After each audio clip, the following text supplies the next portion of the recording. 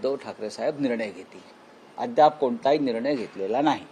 पण अशी माहिती समोर येते की बारामती पोटनिवडणुकीला उद्धव ठाकरेंनी सुनेत्रा पवार यांच्याशी चर्चा केली आणि त्यांना पाठिंबा दिला अशी देखील माहिती समोर. असं माननीय उद्धव साहेबांनी कुठे जाहीरपणे स्पष्टपणे आपली भूमिका व्यक्त केली असं मला तरी दिसत नाही. नेत्यांनी आभार मानले उद्धव ठाकरे यांचे पाठिंबा दिला. कधी दिला? काल प्रवीण दरेकरांनी सुद्धा नाही कधी दिला मी तर ऐकलं नाही. काल ते आमच्याबरोबर होते पक्षप्रमुख, पक्षाचे बरेच नेते तिथे उपस्थित होते.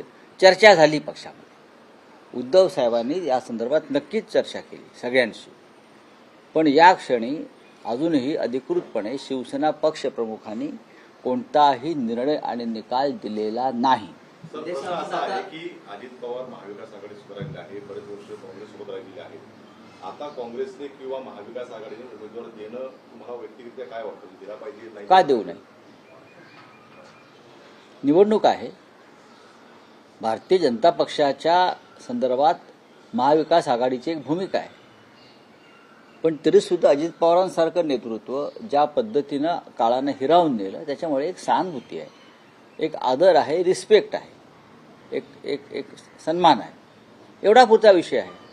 पण निवडणुका लढायच्याच नाहीत, बिनविरोधच झाल्या पाहिजेत, हा अट्टहास हा चुकीचा आहे.